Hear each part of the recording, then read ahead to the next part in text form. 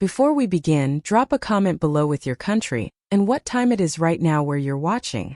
Whether it's sunrise in Nairobi, midnight in New York, afternoon in Canada, or evening in France, I want to know. Don't just sit back. Tell me where in the world you are. Now let's dive into the story. The music was too loud for her liking. Polished jazz that seemed to have no soul. Martha sat quietly at a corner table, clutching her small purse with both hands as her son, Nathan, adjusted his tie.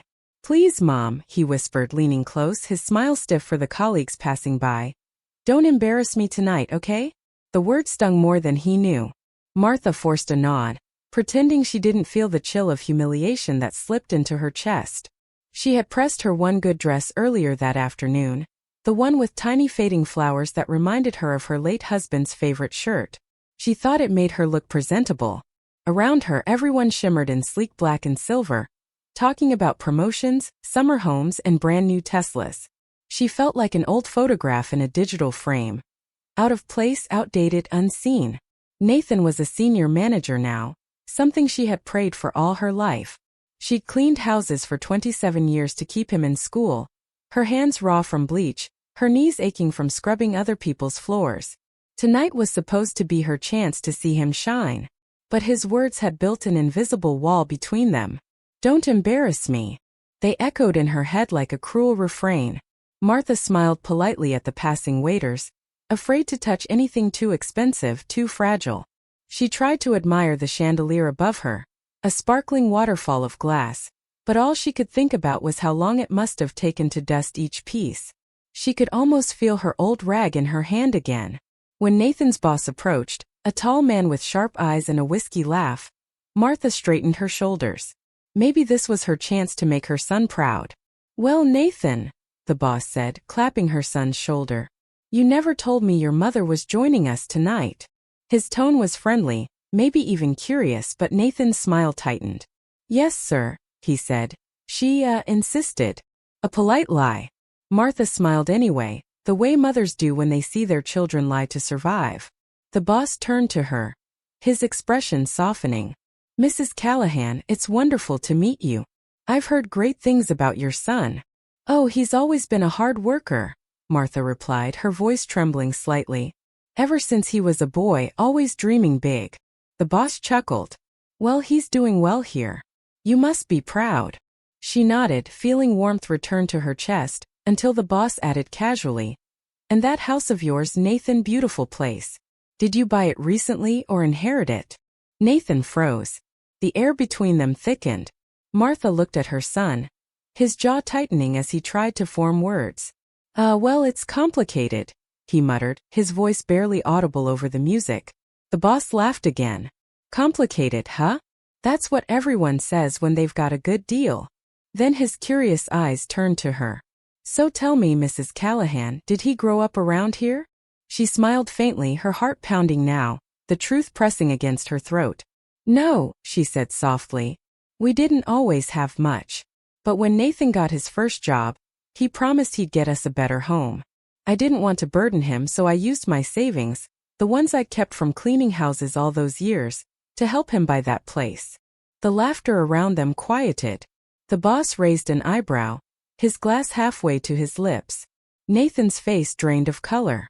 For a moment time seemed to stop. The chatter in the room turned into a low hum, like a distant wave retreating from shore. Nathan looked at her with panic in his eyes, ashamed, small, and suddenly very young again. The boss set his drink down slowly. "So your mother bought the house?" he asked, almost in disbelief. Martha didn't answer right away. She just smiled gently, as if forgiving him for every bruise pride had left between them. "We bought it together," she said finally. "A mother's hands and a son's dreams, they can build more than walls." The boss nodded, impressed, his gaze softening toward her. "That's real loyalty," he said. Nathan tried to speak, but the words wouldn't come.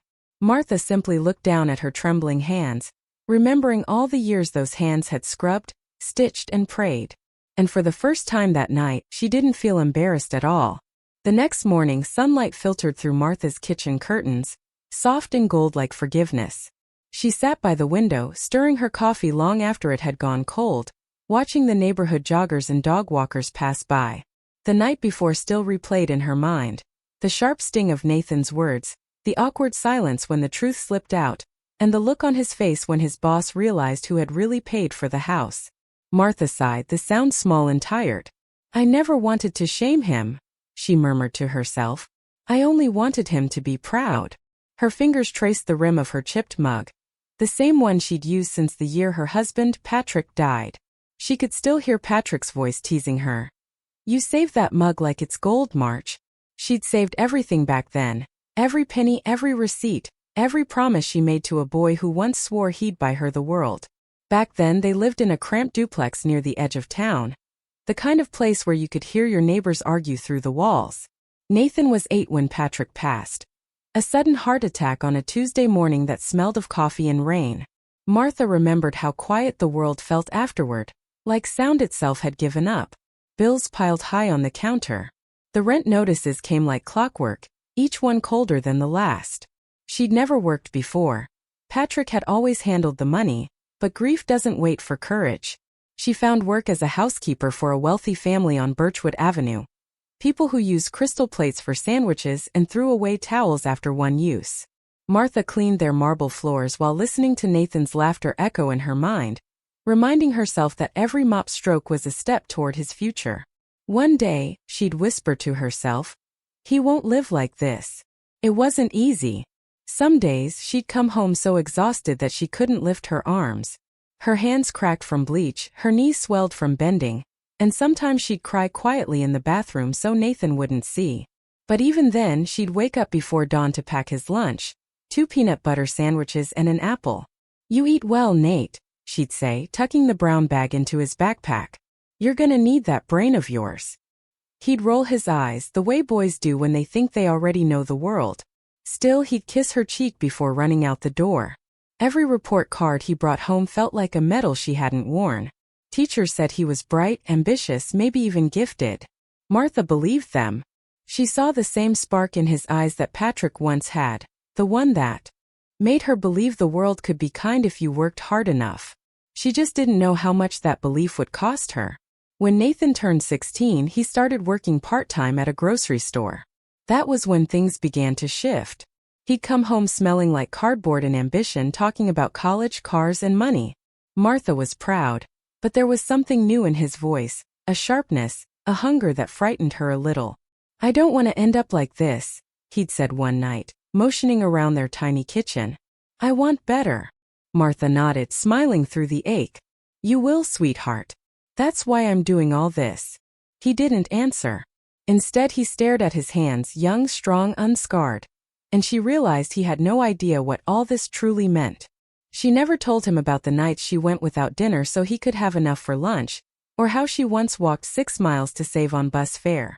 A mother's love is like wallpaper. People only notice it when it starts to peel. Years passed in a blur of birthdays, bills, and quiet victories. Nathan got into college on scholarship, graduated with honors, and landed a job that paid more than she'd ever dreamed of earning. When he bought the house, the one she'd helped fund with decades of savings, he'd hugged her and said, "You're moving in with me, Mom. You deserve it." It was the proudest day of her life. But somewhere between the housewarming party and last night's gala, pride had turned to distance. He began dressing sharper, speaking softer, and smiling less when she called his name. He'd leave her at home during work events saying, "You wouldn't enjoy it, Mom. It's boring." But she knew better. It wasn't boredom he feared. It was the reminder of where he came from. As Martha sat at her kitchen table now, watching the morning light dance across the countertop, she whispered a silent vow. "If he's ashamed of my hands," she said softly, "then he's forgotten what they've built." Martha could still remember the first time she saw the house on Birchwood Lane. It was spring, the kind that made even tired hearts believe in second chances. The air smelled of lilac and cut grass, and for a moment the world didn't feel so heavy. She'd passed that street countless times while cleaning the Andersons' mansion nearby, but that morning she'd stopped. The for sale sign stood proudly in front of a white 2-story home with blue shutters and a porch that begged for rocking chairs. "One day," she whispered, resting a hand against the fence, "that's where Nathan's children will play." It wasn't grand, not like the mansion she scrubbed for a living, but it was sturdy and full of promise. A home like that could hold laughter, could hold peace. At least, that's what she told herself as she walked to the bus stop, her palms still smelling faintly of lemon polish and daydreams. Weeks later, Nathan came to visit with a smile wide enough to make her forget the years of struggle. "Mom," he said, dropping onto the couch beside her. "I found the perfect house." Her heart leapt before he even showed her the photo. And there it was, the White House on Birchwood. Her throat tightened. "Oh, Nathan. It's beautiful. It's close to work, great schools, safe neighborhood," he continued, his voice full of pride. "Only problem is the down payment. I'm a little short." He said it casually, like asking for sugar, but Martha heard the weight behind the words. She looked at him, the same boy whose shoes she'd once patched with duct tape, now wearing a crisp shirt, and ambition in his eyes, and she didn't hesitate. "I can help," she said. Nathan blinked. "Mom, no, you've done enough." But she'd already made up her mind. Mothers don't count the cost when they see their children's dreams in reach. That night, she opened the small metal box under her bed, the one she'd kept locked since Patrick died. Inside were envelopes, neatly labeled with years: 2005, 2008, 2011. Each one was a chapter of sacrifice. Money saved from cleaning jobs, from skipping meals, from turning down new shoes. She'd never told Nathan how much she'd tucked away, afraid he'd insist she keep it for herself. But as she counted the bills under the soft hum of her bedside lamp, tears blurred her vision. "This is what it's for," she whispered. "Not for me." The next morning, she handed him the envelope across their kitchen table. Nathan stared at it, confused. "What's this?" "The down payment," she said softly. "Take it before I change my mind." He laughed, shaking his head. "Mom, that's crazy." "So is letting your dream slip away," she replied. And for a moment, his eyes glistened with something she hadn't seen in years: gratitude. When the sale went through, Martha stood in front of that house and felt taller than she'd ever felt in her life. The realtor handed Nathan the keys, and he turned to her with a grin. "We did it, Mom." "We." That single word filled her with light. The porch smelled of fresh paint, the windows sparkled in the sun, and inside, she saw a reflection of every prayer she'd whispered into her mop bucket. She picked a small bedroom near the back of the house, simple, cozy, hers. "It's perfect," she said. But soon the rhythm began to change. Nathan hosted dinner parties where she felt invisible, bought new furniture she was afraid to sit on, and started calling her mom less and mother more. When she'd ask if he needed help with chores, he'd say, "Just relax, okay? I don't want guests thinking you're the maid." The words were meant to be kind, but they landed like stones. As months turned into years, the house became less of a home and more of a showcase. Martha rarely invited her friends over, afraid they'd sense the chill that lingered between her and her son. Still, every time she walked down Birchwood Lane, she reminded herself that her sacrifices had built something real, even if she wasn't always welcome inside its pride. Some nights, when the house was quiet and Nathan was away on business, she'd sit on the porch and rock slowly, watching the lights of other homes flicker on. She'd imagine Patrick beside her, smiling that proud, weary smile. "You did good, Mar," she'd hear him say. And even when tears filled her eyes, she'd smile back into the night. "Maybe one day," she'd whisper, "he'll remember." For now, she clung to the porch's steady rhythm, the echo of hope in every creak, and the quiet knowledge that love, real love, doesn't need recognition to exist. It started small, barely noticeable at first. Nathan began coming home later and later, his cologne stronger, his voice quieter. He'd breeze through the door with a distracted smile, kiss her cheek, and retreat to his office before she could ask how his day went. Martha would sit at the kitchen table, her dinner growing cold, pretending she didn't notice the untouched plate she'd set for him. On weekends, he'd host colleagues, people with sleek hair and polished laughter, who called her ma'am in the same tone they used for waitresses. She'd stand at the edge of conversations, holding a tray of hors d'oeuvres she hadn't been asked to make, her smile tight and polite. Nathan would laugh a little too loud when they teased him about his humble beginnings. Sometimes he'd glance her way, almost apologetic, but the moment would pass. Pride was a clever thief. It stole small things first: shared dinners, soft jokes, Sunday walks, until all that was left was silence wearing a smile. Martha noticed the change in his voice when he spoke to her on the phone, too. It was always rushed, distracted, threaded with polite impatience. "Mom, I'm in a meeting," he'd say, his words clipped. Or, "Can we talk later? I'm swamped." Later rarely came. When it did, he'd talk about the markets, the company's expansion, his new car. She'd listen quietly, nodding even though he couldn't see. She didn't understand much of what he said, but she understood the tone, the one that said he was moving ahead and she was standing still. One afternoon, she called just to tell him the roses she'd planted out front had bloomed. "That's great, Mom," he said. "Listen, I've got to run."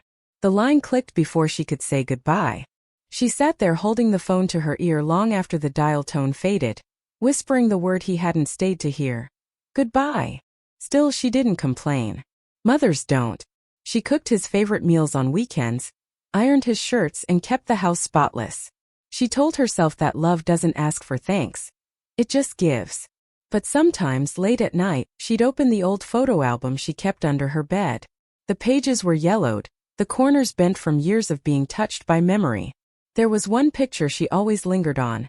Nathan at 16, his arm slung around her shoulder, both of them laughing, sweat shining on their faces after mowing the yard. He'd written on the back, "For Mom who never lets me give up." She'd traced the words with her fingertip, feeling both proud and wounded. "You were so proud of me once," she'd whisper. "When did that stop?" The house creaked in response, old wood settling like bones remembering youth. Outside, a car passed, its headlights sweeping across the walls like ghosts of moments gone too soon. The day she realized he was ashamed of her came on a Saturday afternoon. He'd asked her not to wear her house clothes when his friends came over. "It's just, they're from work, Mom. I want things to look professional." She'd laughed it off. "Professional? Honey, it's a backyard barbecue, not a board meeting." But he'd only smiled stiffly and said, "Please." So she changed, pressed slacks, a neat blouse, a cardigan she thought looked elegant. When his friends arrived, she greeted them kindly, but Nathan barely introduced her. "That's my mom," he muttered, already turning back to his friends. They laughed and poured drinks while she stood at the edge of the patio, invisible again. One of the women smiled politely and said, "Your son talks about you all the time." Martha's heart lifted. "Does he?" she asked softly. The woman hesitated. "He says you're very traditional." The word landed like a stone in her chest. That night, Martha sat alone on the porch swing, watching the sky fade from gold to gray.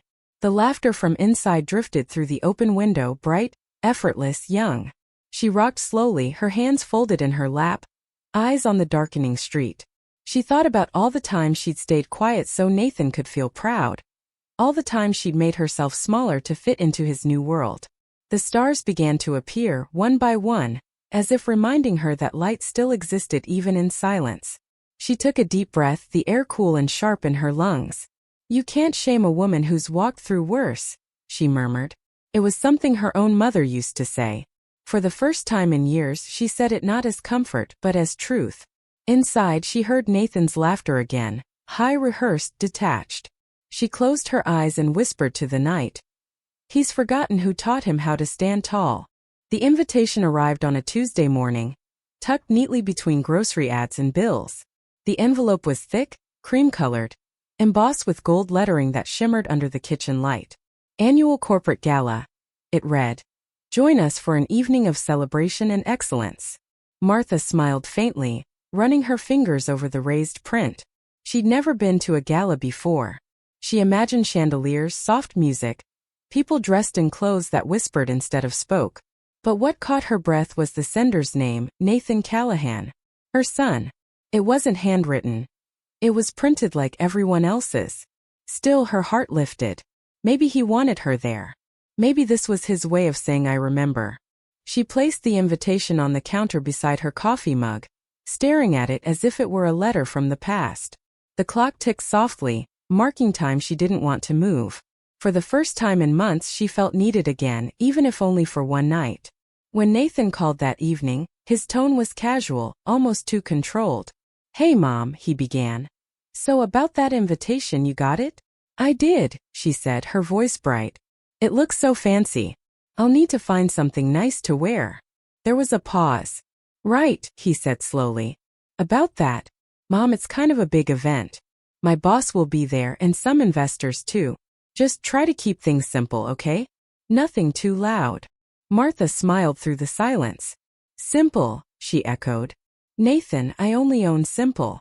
He chuckled softly, a little awkwardly. Yeah, I know, well, you know how these things are. Everyone's kind of formal.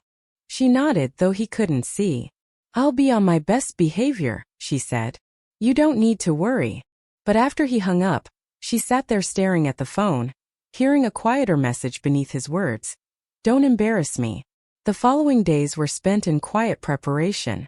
Martha visited a second-hand boutique downtown, where the clothes smelled faintly of lavender and memory.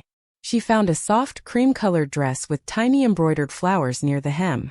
It fit her snugly but kindly, forgiving in all the right places.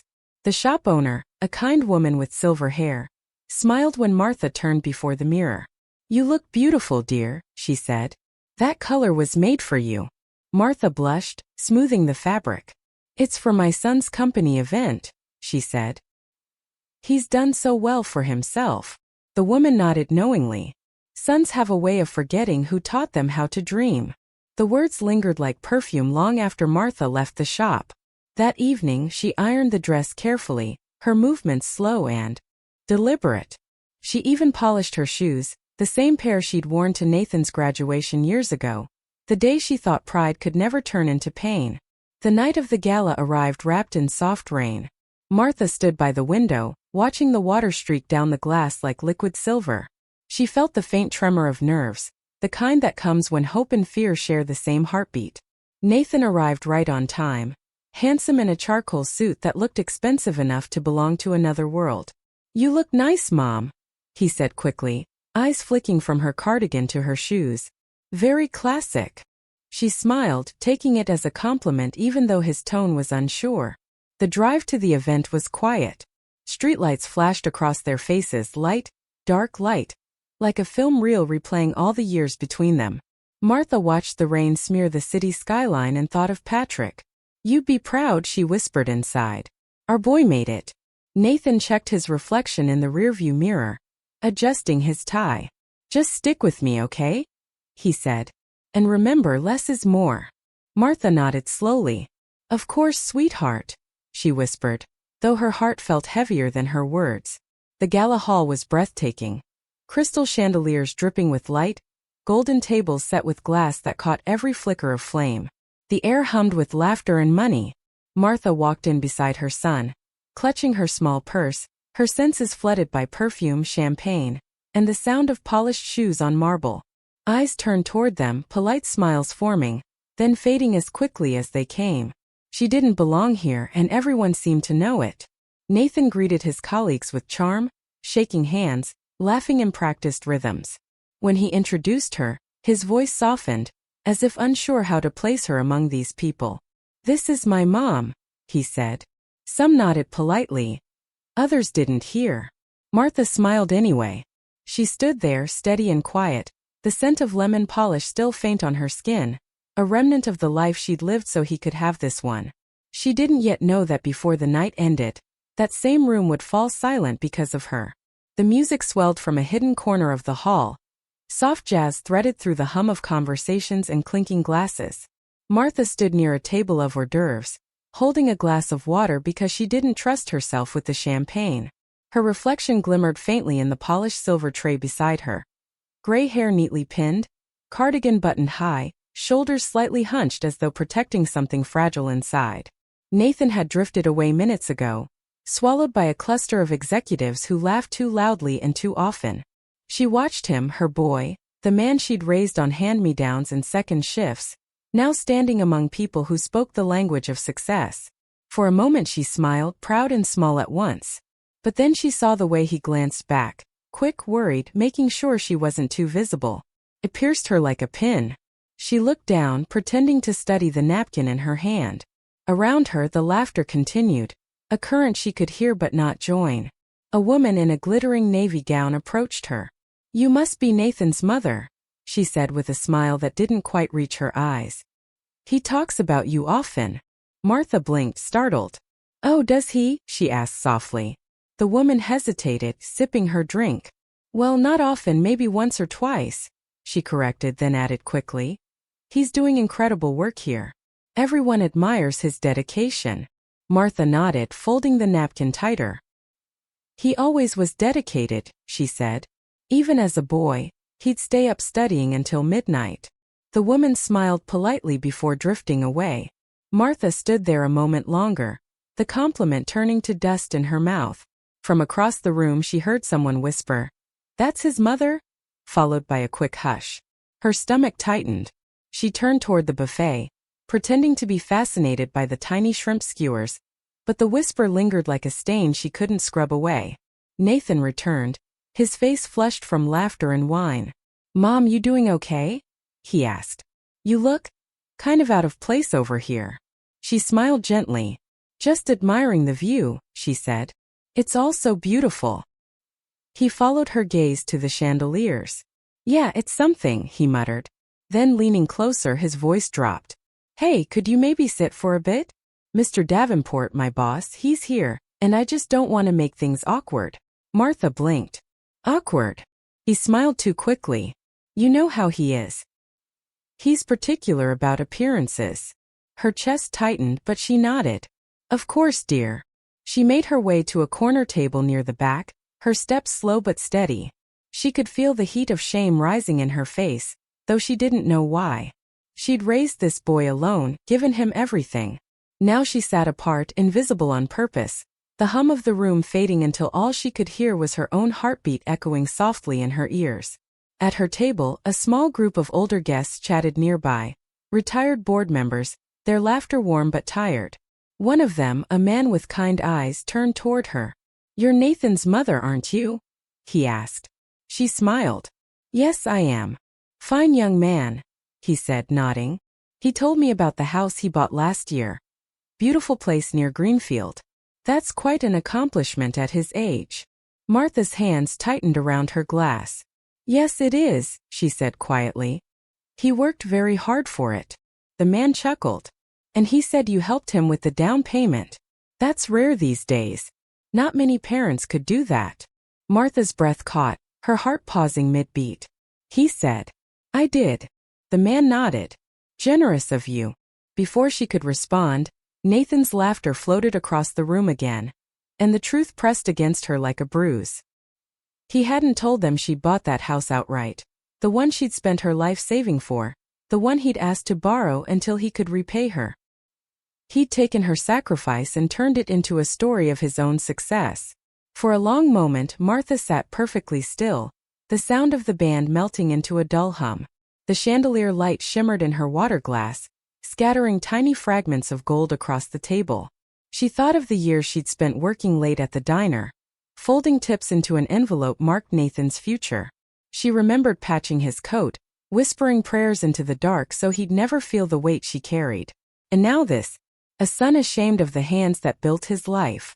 Her throat ached, but she forced a smile as the older man raised his glass to her. "You raised him right," he said warmly. "You must be proud." Martha's voice trembled when she answered. "Yes," she whispered. "I am proud." But in that moment, pride felt like a stranger wearing her son's name. She turned her gaze toward him across the room, his easy laugh, his confident stance, and she knew something deep inside her was changing. Slowly, painfully, the part of her that stayed quiet for love began to wake. The night deepened, the air in the hall growing heavier with perfume, wine, and the hum of moneyed laughter. Martha sat quietly at her table, watching her son glide between conversations like a man who had mastered every performance but honesty.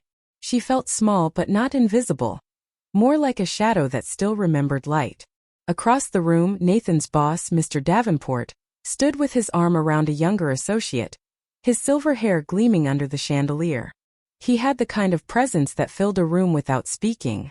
Martha didn't know him, but she recognized his type, the men who saw the world as a ladder and people as rungs. Nathan approached him with a practiced grin, shaking hands, nodding at every word. She couldn't hear them, but she could read his face. He was eager, flattering, careful. The way he used to be when he wanted something as a boy, except back then it was her approval he sought. Now she was the reminder of a story he no longer wanted to tell.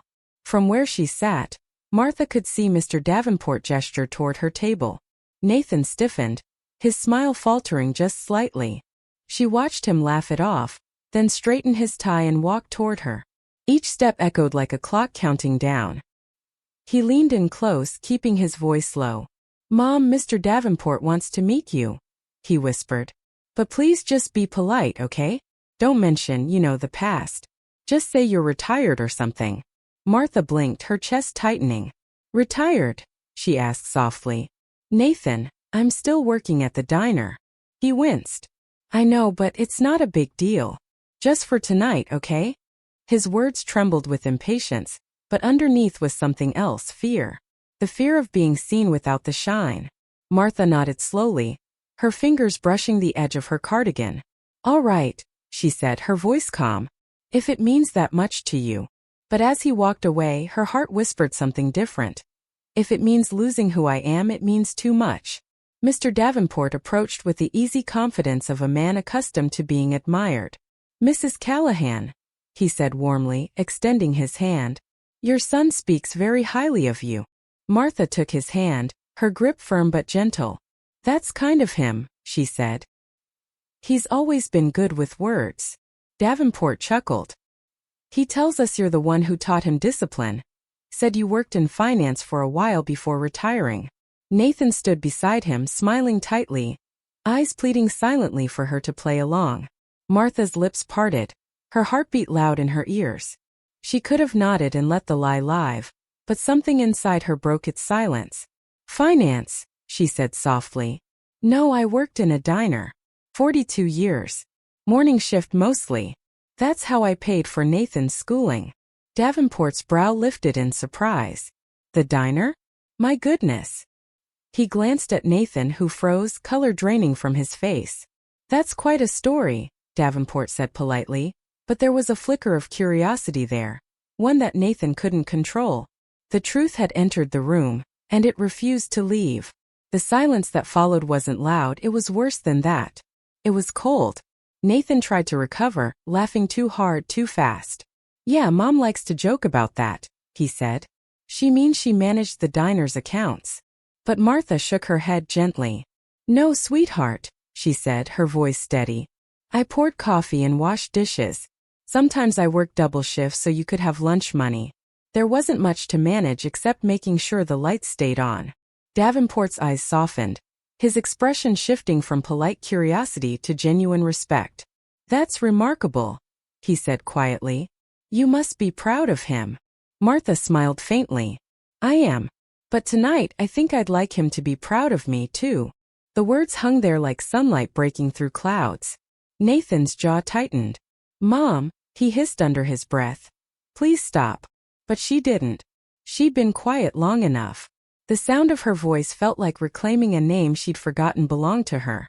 The music shifted, slower now, softer. Conversations buzzed in low tones, but Martha heard nothing except the sound of her own pulse, steady and alive.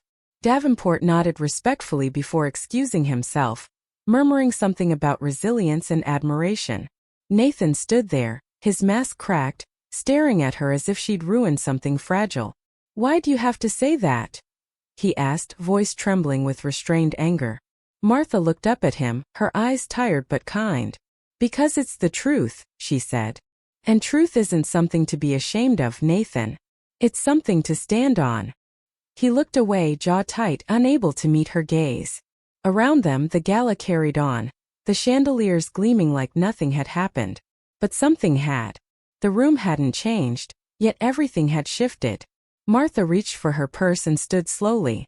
"I think I'll head home now," she whispered. "You stay. You have a reputation to keep." Then she turned toward the door, walking tall, every step a quiet act of freedom. The night air bit at her cheeks as she stepped outside. The laughter from the gala hall faded behind her, muffled by the heavy doors that swung shut with a soft sigh. The valet hurried toward her, asking if she needed a car, but she waved him off. "No thank you, dear. I'll wait for my son." She stood there under the glow of the streetlights, their pale halos flickering against the wet pavement. Her reflection shimmered faintly in the puddles. An old woman in a cream dress, her cardigan buttoned to the top, her heart heavy but unbroken. She thought of all the times she'd waited for Nathan. Outside classrooms, outside job interviews, outside the hospital when he broke his arm at 8. Waiting had always been part of motherhood. But this felt different.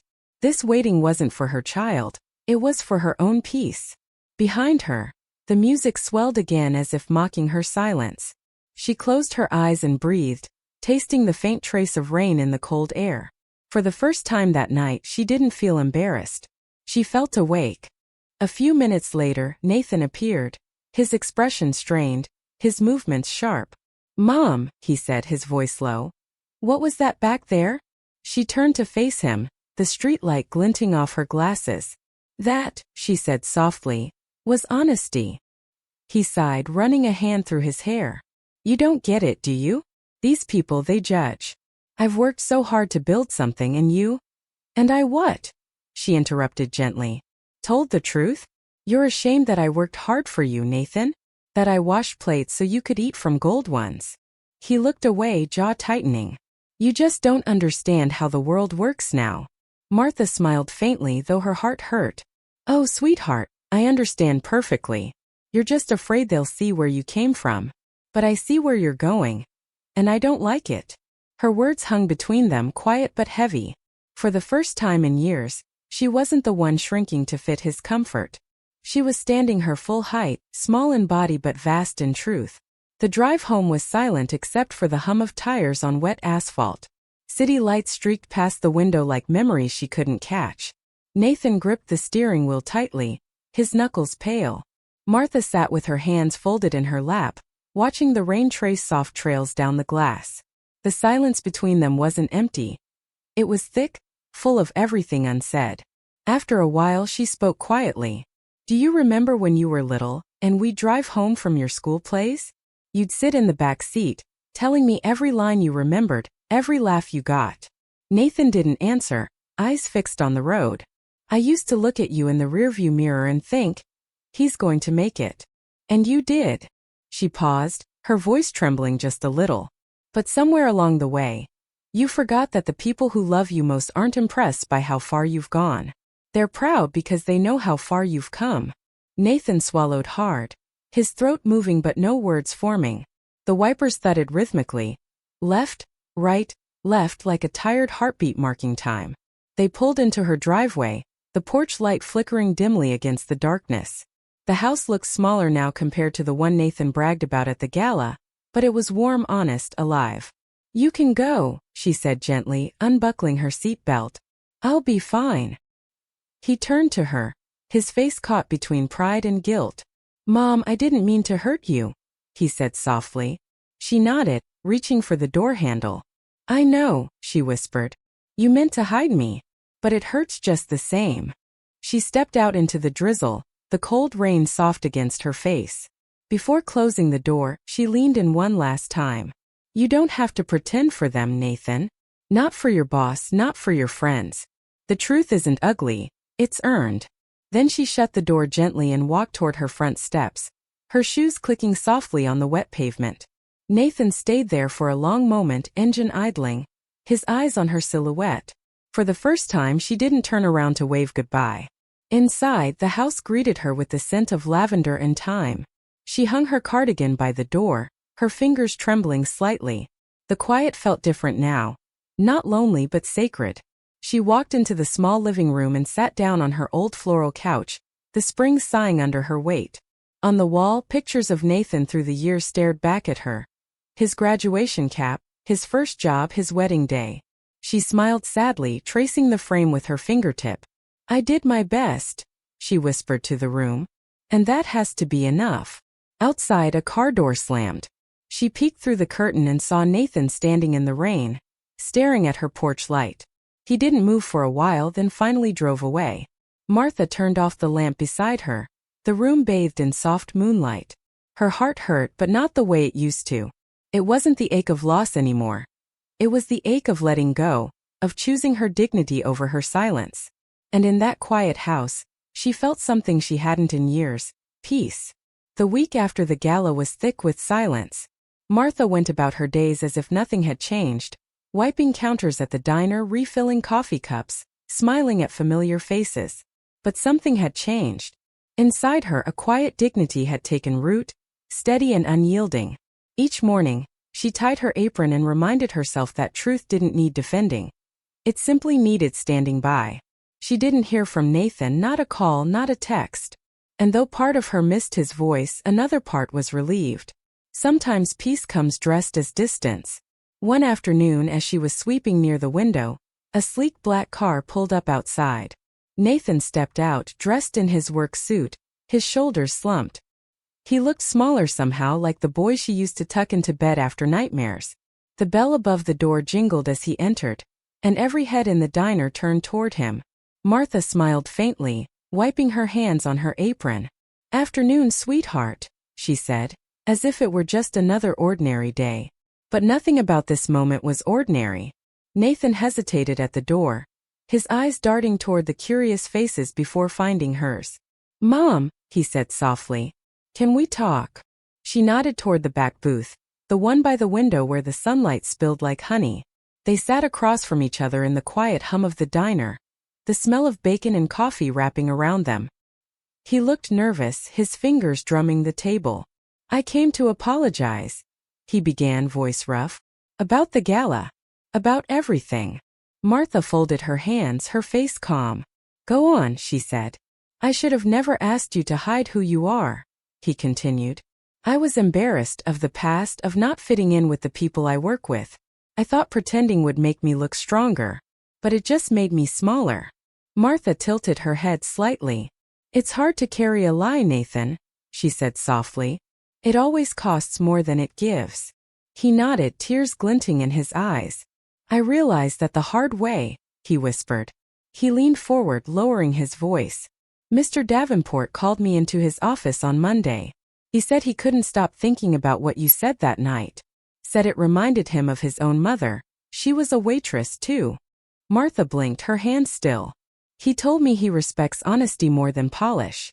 And then, he offered me a promotion." Her brow lifted, but she said nothing. Nathan laughed, shaking his head. "Can you believe that? I spent years pretending to be someone else, and the moment you told the truth, doors opened that I didn't even know existed." Martha smiled faintly. "That's what truth does, darling. It opens what pride locks." He looked down, swallowing hard. "I don't deserve your forgiveness," he said. She reached across the table, her fingers brushing his knuckles. "Maybe not," she said gently. "But you still have my love. It's quieter now maybe, but it's still there." His eyes filled, the weight of years of shame and striving finally cracking open. In that tiny booth, surrounded by the smell of pancakes and old vinyl seats, something sacred was mending. They sat in silence for a moment, the kind that doesn't ask to be filled. Then Nathan spoke again, his voice small. "Mom, about the house."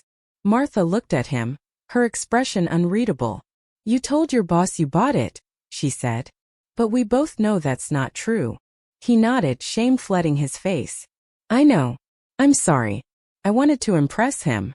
I wanted to feel like I'd made it." She sighed softly. "You have made it, Nathan. Just not in the way you think. A house doesn't make a man. His heart does." He looked at her, confusion flickering in his eyes. "I don't want the house," she continued. "It's yours now. I gave it to you because that's what mothers do, they give even when it hurts. But don't let it become a monument to your pride. Let it be a reminder of where love built your foundation." He lowered his head, tears falling silently onto the table. "I don't know how to fix all this," he whispered. Martha smiled gently. "You already started by showing up." The doorbell jingled again as a few customers entered, breaking the stillness. Nathan wiped his eyes, trying to regain composure. "Mom," he said softly, "Mr. Davenport asked if he could meet you again, properly this time. He said he wants to hear your story." Martha chuckled softly, shaking her head. "My story's nothing special, dear." "It is," Nathan said firmly. "It's everything." She smiled, her eyes glistening. "Maybe one day I'll tell it." He stood, slipping a few bills onto the counter even though she never charged him. "I love you, Mom," he said quietly. "I know," she replied, her voice gentle but strong. "Now go on. Make me proud, but this time don't forget who you came from." He nodded, then walked toward the door. The sunlight caught his face, softening the lines of guilt that had weighed him down. As the door closed behind him, Martha turned back to her customers, her steps steady. The hum of the diner filled the air again, ordinary and holy. And though she'd spent her life in quiet corners, tonight she knew. Her voice had finally been heard. Spring crept gently into the suburb. Dogwoods bloomed along the sidewalks, and Martha's porch smelled of fresh rain and mint tea. Months had passed since the night of the gala. Yet the memory still shimmered like a reflection on water, soft, distant but never gone. Life moved at its own rhythm again. The diner's bell jingled, neighbors waved, and the world carried on. But inside Martha, something permanent had shifted. She no longer shrank when people asked about her work. She stood taller, spoke slower, smiled wider. Every wrinkle on her face felt like punctuation in a story finally allowed to be read aloud. Sometimes customers would ask, "You're Nathan Callahan's mother, right? The young man who just got promoted?" And she'd nod, pouring coffee with pride that no longer needed hiding. "That's my boy," she'd say. But what she didn't add, what she saved quietly for herself, was the truth that made her chest swell. "And I taught him what it means to start again." Nathan visited more often now. He'd bring flowers from the weekend market or fix the squeaky porch step that had annoyed her for years. He no longer came wearing his tailored mask of confidence. He came as himself, jeans, sneakers, laughter that didn't sound rehearsed. One evening he sat on her porch, elbows on his knees, watching the sun dip low behind the houses. "You know," he said, "Mr. Davenport told me something after I got that promotion. He said, 'A man who hides his roots will spend his life afraid of rain.'" Martha smiled, rocking gently in her chair. "He's right," she murmured. "Rain doesn't hurt trees, it helps them grow." Nathan looked at her, then eyes soft. "I've been thinking of starting a community scholarship," he said, "for kids whose parents work hourly jobs like you did. I want to name it after you." The words hit her like sunlight breaking through clouds. She chuckled, blinking fast. "Well," she whispered, "that would be a first. My name on something that doesn't need scrubbing." Weeks later, the diner hosted a small fundraiser. The sign out front read the Martha Callahan Foundation, building dreams from hard work. Nathan stood beside her at the counter, greeting guests, his suit jacket off, sleeves rolled high. Local news reporters snapped photos of the modest woman, who had raised a son from tips and faith. When one young journalist asked Martha how she felt about her son's success, she smiled gently. "I'm proud," she said. "But more than that, I'm grateful he finally understands that where you come from isn't something to clean away. It's something to carry." The crowd applauded softly, and Nathan's eyes shone. For once, he didn't look upward at the chandeliers of other people's approval. He looked sideways toward his mother, and saw the foundation beneath his life. When the event ended, he slipped his arm around her shoulders, and she leaned against him, small but unbreakable. In the reflection of the diner's window, they looked almost the same height. That night, after everyone left, Martha stayed behind to wipe the tables.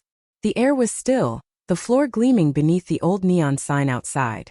She caught her reflection in the window, older, slower but content.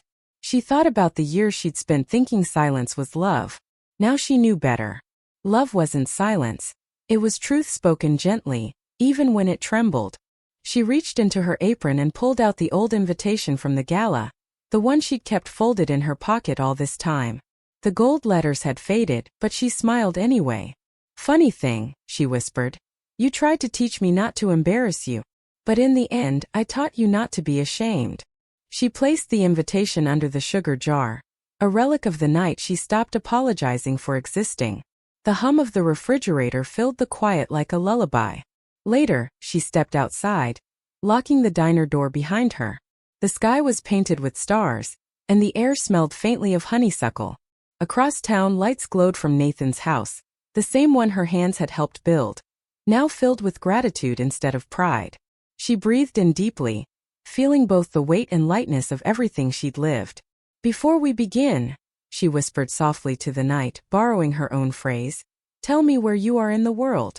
She smiled, imagining unseen listeners, other mothers, other sons, other hearts learning when to speak and when to let go.